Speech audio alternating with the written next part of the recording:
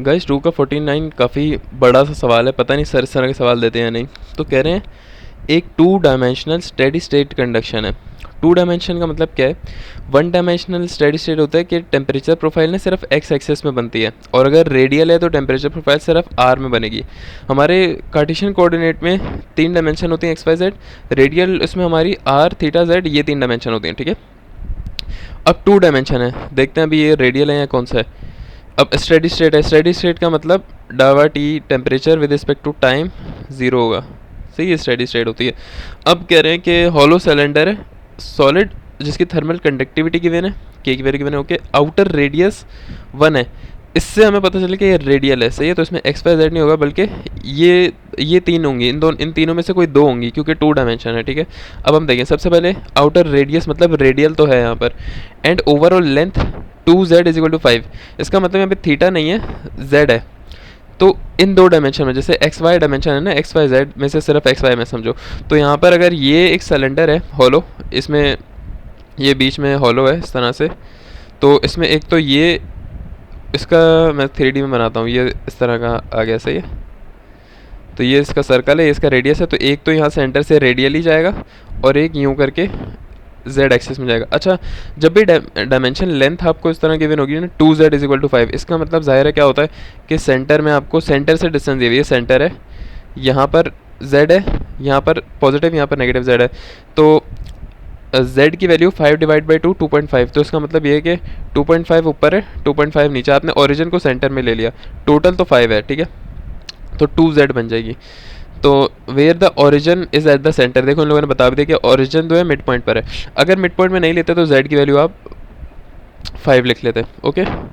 यहाँ पर अभी z की वैल्यू हमारी 2.5 है, क्योंकि हमने ओरिजिन सेंटर पे लिया है z, और ये हमारा r आएगा। दूसरी चीज़ हमें क्या पता चलता है कि inner surface of the cylinder is insulated, जो सिलेंडर की सही है, इसमें कोई इतनी मेन चीज़ नहीं है। एंड द टेम्परेचर डिस्ट्रीब्यूशन, ये आपको देखो टेम्परेचर की प्रोफाइल दे दिया, यहाँ से आपको पता चले कि R और Z इन 2 डायमेंशन में आपका टेम्परेचर प्रोफाइल बनेगी। इसमें घबराने वाली बात नहीं, अभी यही समझो बस इसको, क्योंकि इस फॉर्मूले के अंदर सिर्फ R और Z दिया, थीटा नहीं है, वरना यहाँ पे प्लस थीटा भी होता है, सही है। तो इन लोगों ने बोला कि भाई 3 डायमेंशन मुश्किल हो जाएगा, 2 डायमेंशन में काम करो, सही है। वेयर A B C की D की सबकी वैल्यूज़ गिवन है, सही। एक इक्वेशन है, ज़ाहिर है ये लंबी की भी इक्वेशन आपको गिवन है। अब पहला सवाल, determine the inner radius of the cylinder, inner radius बताओ क्या होगा। इंतहाई आसान चीज़ है, कुछ भी नहीं है, इसको डेरिवेट करके रेडियस में इनर रेडियस डाल देना। ये कैसे डालेंगे, यहाँ पर आ जाओ, ये पूरा सवाल है, यहाँ पर लंबी की हुई है, ये इन लोगों ने डायग्राम बड़ी मुश्किल से बनाई है, बहुत आसान है, देख लो। ये आपके पास सिलेंडर है, ठीक है, यहाँ मिड पॉइंट पे आपने इसका एक्सेस ले लिया, ओके। ये जेड एक्सेस आ गया ऊपर लेंथ के उसमें, और ये आपका रेडियल आ गया, ओके। और अगर हम यहाँ सेंटर में यूँ अगर हम लेते हैं, वेट, और रेडियस तो सेंटर से लेते हैं ना, यहाँ से ये यहाँ तक अगर इसकी इनर है, लेट से अगर यहाँ तक रेडियस आ रही है और यहाँ तक रेडियस R0 है, लेट सपोज, वेट हो सकता है मैं गलत हूँ बट ट्राई करते हैं। लेट से कि ऐसे इंसुलेटेड, ऐसे ये इनर साइड इज इंसुलेटेड और आउटर साइड पे ये सिलेंडर आ गया, ठीक है, इस तरह। तो हमने R i मालूम करना है, और हम R0 का पता नहीं लोगों ने बोला नहीं, ये हमारी इक्वेशन है। सबसे पहले इस इक्वेशन को with respect to R derivate करो, कि भाई हम इस इक्वेशन को एज ए रेडियस डेरिवेट करेंगे। विद रिस्पेक्ट टू R जब डेरिवेट करोगे तो यहाँ से ये 0 हो जाएगा, ये 0 हो जाएगा, यहाँ पे 2br आ जाएगा, सही है। और यहाँ पर आ जाएगा C की वैल्यू डालोगे, और ln R होता है 1/r, तो 1/r इंटू ये C आ जाएगा। यहाँ पर B और C की वैल्यू डालोगे, ठीक है। तो जब आपने B और C की वैल्यू डाली तो आपके पास क्या आ रहा है आंसर। अच्छा, एक चीज़ पर आपने गौर करना, हमारे जो लेफ्ट हैंड साइड है ना, यहाँ पर dt/dr, जब तक dt/dr रखता है तब तो समझ आ गया, लेकिन क्योंकि हमने इनर सरफेस पर लगाना है तो यहाँ हम लिमिट RI अगर लगाते हैं, RI का मतलब ये है कि यार जैसे हम करते हैं ना सॉल्व, कि वो बोलेंगे बाउंड्री लेयर वाले सवाल में हम कहते थे कि x इज इक्वल टू 5 पे टेम्परेचर निकालो, तो टेम्परेचर प्रोफाइल आपकी कुछ इस तरह बन रही होती थी, 300x² प्लस 300 करके बन गई, आप x की जगह 5 डालते हो। इसी तरह यहाँ पे इन लोगों ने बोला है कि at R is equal to RI inner radius पर निकालो, तो हमारी ये जो प्रोफाइल है ना, हम इसमें आर की जगह पे आर आई रख देंगे सबसे पहले। तो आर की जगह पे आर आई रखा, आर की जगह पे आर आई रखा, और इसको जब डेरिवेट करोगे तो ये बन जाएगा आपके पास, सही है, 2br plus C upon are. अब एक और चीज़ है, जो लेफ्ट हैंड साइड है ना, डावा टी बाई डावा आर, ये आपका ज़ीरो हो जाएगा। तो जब ये ज़ीरो होगा तो आप ये चीज़ आगे पीछे करोगे, 2br वहाँ जाएगा, सी यहीं पर रहेगा, और इस तरह से आपका बन जाएगा, इस तरह से। अबे यार ये भी मुझे बताना पड़ेगा यार, क्या अजीब। ये देखो, ये इस तरह 2br वहाँ जाके माइनस में हो गया, सही है, आर आई वहाँ जाके मल्टीप्लाई स्क्वायर हुआ, स्क्वायर के बाद माइनस 2b नीचे आया, अंडर रूट लिया तो माइनस का सी अपॉन 2b, सही है ना, ऐसे बना हुआ है। और यहाँ पर सी की वैल्यू डालो, बी की वैल्यू डालो, तो आपके पास रेडियस आ जाएगा। अब एक सवाल है कि ये जीरो क्यों हो गया यार। देखो अंदर की साइड इंसुलेटेड है, सही है, जब तक यहाँ पर आपने लिमिट नहीं डाली थी तब तक आपका जो रेडियल टेम्परेचर है वो चेंज होगा, सही है। अगर ज़ाहिर आउटर की बात करोगे तो चेंज होगा, लेकिन जब आप इनर की बात करो तो इनर साइड आपकी इंसुलेटेड है, तो यहाँ से लेकर यहाँ तक आर आई तक आपका टेम्परेचर ही चेंज नहीं होगा, इंसुलेशन है ना। यहाँ पर टेम्परेचर क्यों होगा आपका ज़ीरो, टेम्परेचर ग्रेडियंट। ओके, तो इसलिए हमने आप डाइवर्टिव है, जब हमने आर आई की बाउंड्री डाल दी है यार, यही चीज़ें बहुत ज़्यादा कॉन्सेप्ट हैं, सही है, एचएमटी में इस तरह के। सिंस इनर बाउंड्री, तो जब आप आर आई वाला लोगे flux, are I R one वाला, तो आपका टेम्परेचर ग्रेडियंट जीरो होगा। अगर आर ओ लोगे तो ज़ाहिर है फिर तो होगा ना, क्योंकि आउटर साइड इंसुलेटेड थोड़ी है। तो ये सीन है इसका। अगले पार्ट में आ जाओ, बी पार्ट में ये लोग कह रहे हैं obtain expression for the volumetric rate of heat generation. Heat generation को हम रिप्रेजेंट करते हैं क्यू से, क्यू डॉट से। अच्छा, ये हमारे पास फॉर्मूला है, क्योंकि ये यहाँ लिखा हुआ है ना, ये आपकी स्टेडी स्टेट है। तो स्टेडी स्टेट में क्या होता है, यहाँ पर अब हम हीट इक्वेशन यूज़ करेंगे, क्योंकि वॉल्यूमेट्रिक रेट कंडक्शन ना हमारा हीट जनरेशन वो यही होता है। एक चीज़ गौर करना, हमेशा गौर करना कि ये हमारे पास ना जो हीट इक्वेशन है वो ये नहीं, ये रेडियल के लिए, हमारे पास एक उसके लिए भी होती है, कार्टेशियन कोऑर्डिनेट के लिए अलग होती है, सही है। अच्छा, राइट हैंड साइड पे हमारे पास क्या आता है, 1/अल्फा D T by D T, क्योंकि स्टेडी स्टेट है, with respect to time change नहीं आ रहा, राइट हैंड साइड हमारी पूरी जीरो हो गई, सही है। अच्छा, ये हमारे पास हीट जनरेशन है, इंटरनल हीट जनरेशन, सही है। जब सवाल में गिवन होगा, पिछले सवालों में इंटरनल हीट जनरेशन नहीं था, हम इसको जीरो कर देते थे। यहाँ पर वॉल्यूमेट्रिक हीट जनरेशन है, तो हमने ये भी फॉर्मूले का हिस्सा होता है, सही है। अच्छा, दूसरी चीज़ ये है कि हमारे पास यहाँ पे 2 डायमेंशन है, एक आर डायमेंशन है, एक जेड डायमेंशन है, एक वैसे थीटा होती है। तो इस फॉर्मूले के अंदर ये आर वाला फॉर्मूला आता है, जेड वाला आता है, थीटा वाला आता है। क्योंकि हमारे यहाँ पास अभी 2 डायमेंशन है, तो हम थीटा वाला यहाँ पर नहीं लिखेंगे, हम सिर्फ आर और जेड वाला फार्मूला लिखेंगे। ये एक लंबा फार्मूला है, इसको रट्टा मारने की ज़रूरत नहीं है। सर ने वैसे बोला था कि आपका 90% ऑफ द टाइम सिर्फ आर वाले सवाल आते हैं, तो एहतियातन ये देख लेना, आसान है काफ़ी ज़्यादा। तो ये आर वाले के लिए आ गया, ये जेड वाले के लिए आ गया, ये आपके पास हीट इक्वेशन है रेडियल की। तो हीट इक्वेशन में कुछ भी नहीं है, टी के बजाय आपने क्या डालना है, टी की इक्वेशन डालनी है यहाँ पर। ये रही आपकी टी की जो इक्वेशन है, यहाँ पर आपने टी की जगह डालनी है, इसको डेरिवेट करना है। एक बार डेरिवेट करोगे विद रिस्पेक्ट टू आर, एक बार डेरिवेट करोगे with respect to Z. R में जब हमने ऊपर कर ली थी, ये वाली चीज़ आएगी, ये वाली चीज़ आ गई। जब with respect to Z derivate करोगे, मोस्ट प्रॉब्ली यार आपको आना चाहिए, क्या होता है, ये जीरो हो जाएगा, ये जीरो हो जाएगा, ये जीरो हो जाएगा, सिर्फ 2dz आ जाएगा, ये आना चाहिए, 2dz आ गया, सही है। डी के बजाय वैल्यू डालोगे, सही है। अच्छा, क्यू अपॉन के यहाँ पर आपका इसको बाहर निकालोगे। अब एक और गेम देखो, यहाँ पर ये आपका इक्वेशन बन गई, इसको मल्टीप्लाई बाय आर कराओगे और derivate again with respect to R करोगे, तो उसके बाद आपका ये चीज़ आ जाएगी, क्योंकि आर से आर कटेगा, यहाँ सी आ जाएगा, सी का derivation 0, 2br multiply by 2br square हो जाएगा, फिर उसका डेरिवेटिव लोगे तो 4br आ जाएगा, ठीक है। और 1/r इस तरह कट के ये सिर्फ 4b रह जाएगा। और इसी तरह अगले वाले के जब with respect to z derivative लोगे सिर्फ 2d रह जाएगा। वैल्यूज पुट करो कॉन्स्टेंट की, इसको वहाँ लेके जाओ, आपका आंसर आ जाएगा। यहाँ पर क्या आंसर आ रहा है आपके पास, यहाँ से क्या निकलेगा, क्यू डॉट निकलेगा ना यहाँ से। अच्छा, के भी है, सही है।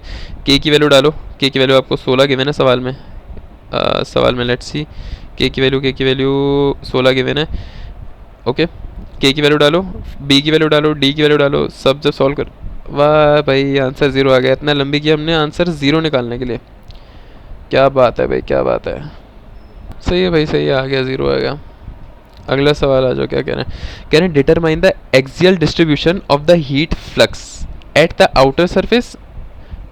एक सवाल, what is the heat rate of, okay इसको अभी छोड़ो। Determine the axial distribution of the heat flux. Heat flux सबसे पहले किसको कहते हैं, क्यू डबल डैश को, ये बात आ गई, सही है। At the outer surface, outer surface पे हमारा क्या है, रेडियस, रेडियस आर नॉट है, और जेड हमारा सादा जेड जो भी इक्वेशन में होगा उसको लेना पड़ेगा, लेकिन हम जो आर है रेडियस के बजाय हम आर ओ डालेंगे। अगर वो बोलते इनर सरफेस, हम यहाँ पे आर आई रख देते।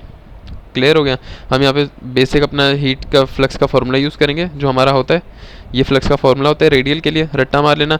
अच्छा, जब हमने क्योंकि आर चेंज किया, हम आर निकालना, तो यहाँ पर डी आर आएगा। जब यहाँ पे जेड को चेंज करेंगे यहाँ डी जेड आ जाएगा। ये बेसिक याद कर लेना, सही है। जो निकालना है वहाँ नीचे आ जाएगा। तो हमारी जो इक्वेशन थी वो इक्वेशन यहाँ रखोगे, उसके with respect to R derivate करोगे, सेम चीज़ आएगी जो हमने ऊपर निकाली थी। के की वैल्यू डालो, बी की वैल्यू डालो और सी की वैल्यू डालो, और आर नोट की वैल्यू क्या रखेंगे यार हम? लेट्स सी आर नोट की वैल्यू 1। हमें क्या पता थी आर नोट की? ओके, हमें सवाल में गिवन है आर नोट की वैल्यू। रेडियस ये रहा, आर नोट गिवन है, परफेक्ट है। बस बेसिक वैल्यू डाली, आपके पास आंसर आया -144। Sign is very important. ये फ्लक्स का साइन, सॉरी, फ्लक्स का साइन आ गया। अच्छा, एक रिलेशन आपको पता है, पिछली वीडियो अगर आपने नहीं देखी तो देख लेना कि क्यू डैश बराबर होता है ए इंटू क्यू, नहीं क्यू बराबर होता है, हाँ इसके बराबर होता है, Q is equal to A Q dash, इसके बराबर होता है, सही है। तो अगर आपने यहाँ पे सिर्फ क्यू निकालना है तो उसको, जो आपको फ्लक्स है उसको एरिया से मल्टीप्लाई करा दो, तो आपके पास सादा वाला क्यू आ जाता है, सही है। फ्लक्स को एरिया से मल्टीप्लाई करो, सही है। फ्लक्स आपका है 408, ये लिखा हुआ, और एरिया आपका माइनस लोगों ने बाहर लिया हुआ है। एरिया आपका क्या आएगा? 4 pi R L, should be 2 pi R L, wait let me see. Okay ऐसा ही है। एक सिलेंडर है, नहीं हमारा हॉलो है, जो भी हमारा सिलेंडर है, क्योंकि हॉलो ऐसा नहीं कि अंदर इंसुलेटर है, तो टोटल एरिया तो इसका टोटल सिलेंडर का एरिया है। सिलेंडर का एरिया होता है 2 पाई आर एल, सही है, 2 पाई आर और एल। लेंथ हमारी कितनी है? टोटल लेंथ हमारी है 2z के बराबर 5, सही है। तो आप इसको यहाँ तो 5 लिख दो, या 2 मल्टीप्लाई बाय 2.5 लिख दो, एक ही बात है, सही। तो 2 पाई आर एल, ओके हो गया। यहाँ पर आपने वैल्यू डाली, ये डाली, तो आपके पास क्यू की वैल्यू आ गई -144। साइन याद रखना, सही है। ये कह रहे हैं note that the sign of the heat flux in the positive R direction. ये मैं आपको एंड पे समझाता हूँ कि ये सारा क्या है, क्या हीट का कैसे डायरेक्शन पता चलेगा। अगले पार्ट पर आ जाओ, पार्ट नंबर डी पर। डी में वो कह रहा है कि डिटरमाइन द, अच्छा ये हो गया हमारा, what is the heat rate. अच्छा ये मांगा हुआ है हीट रेट, इसको हम हीट रेट कहते हैं, सही है। क्यू डबल डैश को हीट फ्लक्स बोलते हैं और क्यू को हम हीट रेट बोलते हैं। एट आउटर सरफेस मांगा हुआ है, सही है। अच्छा ये भी पूछा हुआ है कि ये अंदर है सिलेंडर के या बाहर जा रहा है, यार इसको मैं एंड पे बताऊंगा आपको, सही है। पार्ट डी पर आ जाओ, कह रहे हैं डिटरमाइन द रेडियल डिस्ट्रीब्यूशन। यार एक मिनट रुक जाओ। ओके, तो मैं काफ़ी टाइम बाद वीडियो पॉज करके प्ले किया। आई गेस हम लोग डी पार्ट पे थे ना। तो determine the radial distribution of the heat flux, सही है, at the end faces of the cylinder. अब आपको कहाँ मालूम करनी है? At the end faces of the cylinder. ये आपका सिलेंडर है, ये इसका एक फेस है, ये इसका एक फेस है, ये दोनों इसके एंड फेस है, ठीक है। तो एंड फेसेस के ऊपर यहाँ पर अगर बीच में आपका z है, सही है, तो यहाँ पर आपका z है और यहाँ आपका माइनस का z है, सही है। तो आप कुछ भी नहीं, वही जो इसका डेरिवेटिव लोगे विद रिस्पेक्ट टू z, उसके बाद आप क्या करोगे? एक minute, let's see part number D. z is equal to positive z is equal to negative z डालना है अपना, ठीक है, सही है। तो यहाँ पर क्योंकि हमने लिमिट्स z की लेनी है, तो हम विद रिस्पेक्ट टू z इसको डेरिवेट करेंगे, क्योंकि अगर आप इसको with respect to r derivate करोगे ना, अगर तो r से डेरिवेट करने से ये 0 हो जाता है, तो कुछ z का रहता ही नहीं है, प्लस z माइनस z कहाँ डालोगे, ठीक है। तो इसके टॉप फेसेस पे प्लस z है, बॉटम फेस पे नेगेटिव z है। तो आपने अपनी वही वाली ये वाली इक्वेशन ली, Q flux is equal to this, इसको लेकिन with respect to z derivate करो, क्योंकि आपको एंड फेस पर निकालना है, ठीक है। तो जब आप इसको डेरिवेट करो तो आपके पास 2dz आ रहा था। अब यहाँ पर क्या रखोगे? अभी पॉजिटिव है ना हमारा z, तो यहाँ पर dz को बस dz नॉट ही रहने दो, ओके। k की वैल्यू डाली, d की वैल्यू डाली, और z की वैल्यू 2.5 है, हमें पता है। तो यहाँ पर आपके पास फ्लक्स आया पॉजिटिव 24,000। और इसी तरह फ्लक्स और एरिया का हमारे पास रिलेशन क्या था? फ्लक्स और हीट रेट का is equal to A Q, सही है। तो इसको जब एरिया से मल्टीप्लाई करोगे, अच्छा यहाँ पर एरिया डिफरेंसेस देखो, ये गौर से सुनना। रेडियल में क्योंकि हमारा जो डिस्टेंस है वो सर्कुलर, ऊपर जो टॉप है ये सेंटर है, तो रेडियल हमारा यूँ जाता है, सही है। ये एरिया हमारे पास क्या आ रहा था? यहाँ पर देखो, हीट ट्रांसफर में हमेशा आप परपेंडिकुलर एरिया को लेते हो, क्योंकि हमने अभी रेडियल निकाला था ऊपर, तो रेडियल यूँ है, इसका परपेंडिकुलर डिस्टेंस कौन सा है? ये तो ये परपेंडिकुलर एरिया आप लोगे, और ये area 2 pi R L, 2 pi R L, rectangle नहीं क्योंकि सिलेंडर है सर्कुलर। और से एक बार वापस सुनना कि सेंटर से रेडियल जो हीट ट्रांसफर है वो यूँ होता है, रेडियल डायरेक्शन में ये अगर नीचे सर्कल है ना यूँ, तो इसके रेडियस में हीट ट्रांसफ़र हो रहा है रेडियल में, तो इसके परपेंडिकुलर क्रॉस सेक्शन ये वाला पूरा है सिलेंड्रिकल क्रॉस सेक्शन, ये पूरा सिलेंड्रिकल क्रॉस सेक्शन जिसका एरिया है 2πr/L। लेकिन अब क्योंकि रेडियल हम z में ले रहे हैं, यहाँ पर इसको देखना ये रहा, क्योंकि अब हम एरिया ऑफ z ले रहे हैं। अब हमारा जो फ्लो है वो रेडियल के बजाय फ्लो हमारा यूं हो रहा है, तो अब जो हमें एरिया चाहिए वो चाहिए ये वाला। अब ये एरिया कैसे निकलेगा, अगर मैं इसको टॉप व्यू करूं तो मेरे टॉप व्यू में ये कुछ इस तरह का होगा, इस तरह का होगा। ये मेरा आर आई है और ये मेरा आर नॉट है, ये मेरा आर नॉट है, ये मेरा आर आई है। तो इसका एरिया क्या बनेगा आपका πr², क्योंकि एज अ सर्कल काम करेगा ना फिर, क्योंकि z मेरा ऊपर जा रहा है तो मैं एरिया मेरा परपेंडिकुलर कौन सा होगा, ये वाला एरिया होगा, सर्कुलर एरिया। सर्कुलर एरिया मेरा क्या होगा πr²। अब दो चीज़ें लगी हुई यहाँ पर, तो मैं क्या करूँगा एवरेज ले लूँगा, r0² - ri²।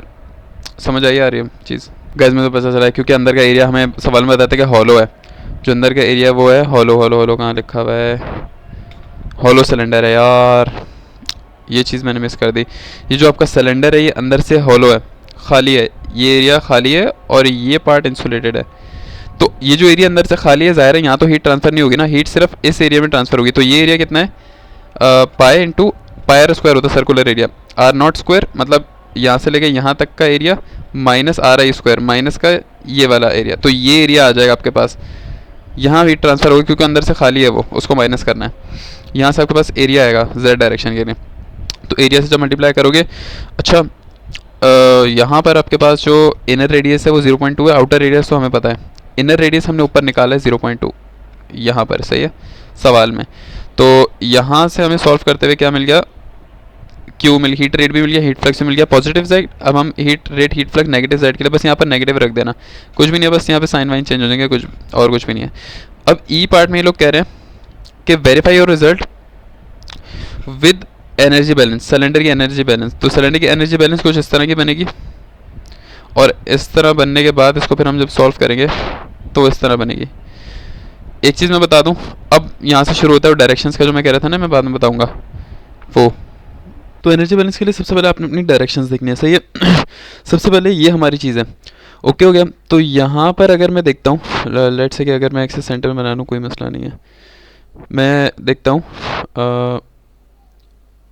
यहाँ पर, लेट्स से मैं कहता हूँ यहाँ पर इन लोगों ने 0 यहाँ लिए, ओके। तो हमारा एक्सेस अगर यहाँ पर है, लेट्स अज्यूम ये हमारा z है, सॉरी सेंटर हमारा यहाँ पर है, सही है, इस पॉइंट पर, ये हमारा पॉइंट 0 है, ये हमारा ऊपर जा रहा है z, नीचे आ रहा है नेगेटिव z, और यहाँ जा रहा है r।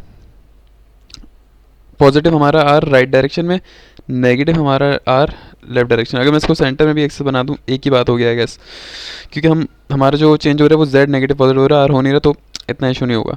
खैर, तो ऊपर हमारा पॉजिटिव z है, नीचे हमारा नेगेटिव z है, और r हमारा पॉजिटिव यहाँ पर है, सही है। अब हम यहाँ से देखना स्टार्ट करेंगे। सबसे पहले जो हमारा इसकी वैल्यू आई थी, ये गौर से देखना, हमारी रेडियल फ्लक्स की वैल्यू आई थी नेगेटिव, सही है। रेडियल फ्लक्स की वैल्यू क्या आई थी, नेगेटिव। ये मेरा सिलेंडर है, मेरा नेगेटिव आर यहाँ जा रहा है, मेरा पॉजिटिव आर वहाँ जा रहा है, सही है।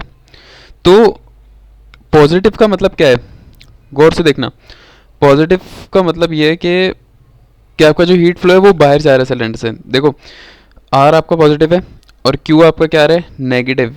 इसका मतलब क्या है कि जितना रेडियस ज़्यादा होता जा रहा है उतना क्यू कम होता जा रहा है। तो इसका मतलब ये है कि क्यू आपका अंदर की तरफ, सिलेंडर के अंदर की तरफ फ्लो करेगा, hence the heat flows into the cylinder. क्योंकि हीट फ्लो क्यों करेगा, क्योंकि आपका ये रेडियस है और पॉजिटिव रेडियस एक्सिस में आपका जो क्यू है, यहाँ पर क्यू अगर यहाँ जा रहा है, इसकी डायरेक्शन है नेगेटिव। नेगेटिव आपका आंसर आ रहा है ना यहाँ पर, यार ये थोड़ा कंफ्यूजिंग है। -4608 जो क्यू रेडियल है आर नॉट पर, वो आ रहा है -4608। नेगेटिव इंडिकेट करेगा कि सिलेंडर के अंदर है, पॉजिटिव अगर ये आंसर आता, पॉजिटिव इंडिकेट करेगा कि ये हीट आपकी सिलेंडर से बाहर की तरफ जा रही है, ठीक है। ये याद रख लेना, ये चीज़ याद रख लेना। अगली मैं z समझाता हूँ। z का कैसे पता चलेगा डायरेक्शन का, ये देखो, अगर आपका z का पॉजिटिव डायरेक्शन है, सही है, z की पॉजिटिव डायरेक्शन ऊपर की तरफ में, आपका आंसर क्या आ रहा है? पॉजिटिव। पॉजिटिव का क्या मतलब है कि वो सिलेंडर से बाहर जाएगा। तो आपका हीट कहाँ जा रही है? ऊपर। देखो ये वाली क्यू आर जेड पॉजिटिव में हीट कहाँ जा रही है? ऊपर जा रही है, ठीक है। और इसी तरह जब हम नेगेटिव वाले में देखेंगे, ये रहा क्यू आर जेड नेगेटिव में, आपका आंसर क्या आ रहा है? नेगेटिव। तो नेगेटिव जेड एक्सिस में आपकी जो है वो जा रही है क्यू नेगेटिव, तो उल्टी हो जाएगी। वेट वेट यार, मैं समझाता हूँ, रुको। 20 मिनट की वीडियो इसको तो मैं कैंसिल भी नहीं कर सकता। गाइस आखिर इतनी मेहनत के बाद मुझे पता चल गया कि ये क्या मामला है सारा। देखो हमेशा याद रखना कि जो हीट फ्लो है वो हमेशा पॉजिटिव डायरेक्शंस में जाएगी, सही है। हीट फ्लो को क्यू को हमेशा आप रिप्रेजेंट करोगे in a direction in which it is going in a positive axis. जैसे कि यहाँ पर z की अगर मैं बात करूँ, यूँ हमारा एक्सिस है, z यहाँ पॉजिटिव है, यहाँ नेगेटिव है, r यहाँ पॉजिटिव है, यहाँ नेगेटिव जा रहा है, ठीक है। तो जब भी आप क्यू बनाओगे, क्यू रेडियल जहाँ भी बनाओगे, डायरेक्शन हमेशा यूँ जानी चाहिए पॉजिटिव की तरफ, सही है। इसी तरह यहाँ पर भी क्यू जेड में भी डायरेक्शन हमेशा पॉजिटिव, डायरेक्शन हमेशा पॉजिटिव वाले एक्सिस में जानी चाहिए। अब कैसे पता चला कि फ्लो अंदर हो रहा है या बाहर? डायरेक्शन तो आप हमेशा यहाँ बना दिया आपने, लेकिन जो इसका साइन है वो इंडिकेट करेगा कि इसका फ्लो अंदर जा रहा है या बाहर जा रहा है, ठीक है। अब आप मुझे बताओ, डायरेक्शन तो मैंने यूँ बना दी, इसका साइन क्या है? नेगेटिव। नेगेटिव से मुझे पता चला कि अगर ये एक सिलेंडर है, सही है, अगर ये एक सिलेंडर है और मैंने क्यू की डायरेक्शन यहाँ बनाई हुई है, अब डायरेक्शन यहाँ बनाने के बाद मेरा क्यू क्या है? नेगेटिव जेड में जा रहा है। इसका मतलब मेरा क्यू जा रहा है यहाँ पर, यूँ जा रहा है, हकीकत में यूँ जा रहा है, शो मैं ऐसे करूँगा, लेकिन जा कैसे रहा है? सिलेंडर से बाहर की तरफ, सही है। तो सिलेंडर से बाहर की तरफ, तो मैं बोलूँगा कि नेगेटिव जेड पे मेरा जो फ्लक्स आ रहा है वो आउटसाइड ऑफ सिलेंडर जा रहा है, तो नेगेटिव वाले पे मेरा जो हीट फ्लो है वो आउटसाइड ऑफ सिलेंडर जा रहा है। इसी तरह मेरा पॉजिटिव जेड जब मैंने रखा तो मेरा हीट फ्लो तब भी आउट ऑफ सिलेंडर जा रहा है, क्योंकि ये पॉजिटिव आ रहा है। तो डायरेक्शन एरो के साथ साथ मेरा क्यू पॉजिटिव आया तो मतलब बाहर जा रहा है, तो आउट ऑफ सिलेंडर, तो इसमें भी आउट ऑफ सिलेंडर आएगा। यहाँ पर देखो रेडियल में मेरी जो क्यू की डायरेक्शन है, यहाँ पर इन लोगों ने भी बाहर की तरफ बनाई है क्यू आर की, लेकिन ये तो हमेशा पॉजिटिव बन गया, लेकिन जो आपको साइन इंडिकेट कर रहा है वो नेगेटिव है, वो इंडिकेट कर रहा है कि बाहर नहीं बल्कि अंदर की तरफ आ रहा है। यहाँ पर तो इंसुलेशन है, तो यहाँ जितना भी यहाँ पर आएगा ये यूं करके अंदर ही आता रहेगा, तो इसका मतलब कि ओ भाई बाइक वाला, तो क्यू आर जो है वो आपका नेगेटिव का मतलब अंदर की तरफ आ रहा है, ठीक है। तो क्यू आर में आप बोलोगे कि inside of the cylinder, flows into the cylinder. ये चीज़ आपको समझ आ गई। अब एनर्जी बैलेंस कैसे लगेगा यहाँ पर? इन और आउट को इक्वल कर देना, सिंपल।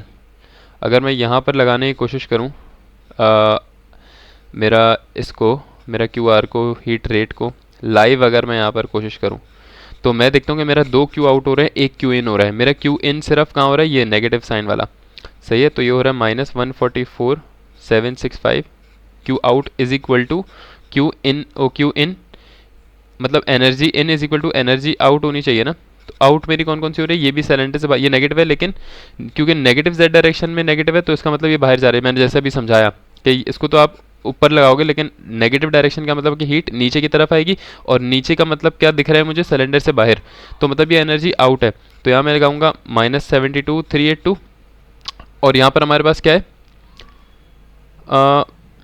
72,382, सेम चीज़ है, और ये बाहर जा रही है। आई गेस यहाँ पर हम अब एनर्जी बैलेंस में हम एरो को शायद कंसिडर करें, इस तरह का कोई सीन है, तो ये भी -72,382 हो जाएगा, तो ये दोनों बराबर हो जाएंगे। इन दोनों को 72 को प्लस करो तो 1482 बराबर हो जाएंगे। तो energy in is equal to energy out, इस तरह कुछ सीन है। तो थोड़ा बहुत तो समझ आ रहा है मुझे कि क्या चल रहा है यहाँ पर, लेकिन इन लोगों ने जो किया वो देख लेते हैं। E in is equal to E out, E generation है नहीं, तो E in is equal to E out हो गया। ई इन इनके पास क्या बन रहा है? ये बन रहा है। ई आउट इनके पास ये बन रहा है, सही है। Energy is equal to Q into R, ये एनर्जी का फॉर्मूला होता है, क्यू इंटू आर। अगर इनके हिसाब से देखें तो जाहिर है आउट एनर्जी हमारे दो सरफेस पे हो रही है, एक यहाँ से आउट हो रही है, एक यहाँ से आउट हो रही है। एक z इज इक्वल टू 0.5 से आउट हो रही है, एक z इज इक्वल टू -0.25 से आउट हो रही है। तो दिस इज q, इन लोगों ने z कहाँ कर दिया यार? यार ये सिर्फ रिप्रेजेंटेशन के लिए, यार मैं इसको समझ रहा हूँ, मल्टीप्लाई कर मैं ढूंढ रहा हूँ कहाँ लिखा हुआ है, ये सिर्फ रिप्रेजेंटेशन के लिए है। रेडियल जेड जेड ऐसा है। तो क्योंकि हमारे पास एक एक पॉजिटिव है एक नेगेटिव है, वी हैव पॉजिटिव नेगेटिव, भाई ये देख लेना यार, जी तंग कर रहा है इसने, बेसिक सी चीज़ है, कुछ प्लस माइनस हो रहा है। क्यू रेडियल क्योंकि नेगेटिव है, क्योंकि इनसाइड फ्लो हो रही है एनर्जी, लेकिन क्यू के अंदर भी नेगेटिव है तो नेगेटिव नेगेटिव पॉजिटिव हो गया। अच्छा जी ठीक है, और आउट हमारी दो से हो रही है, एक ऐसे आउट हो रही है और एक ऐसे आउट हो रही है।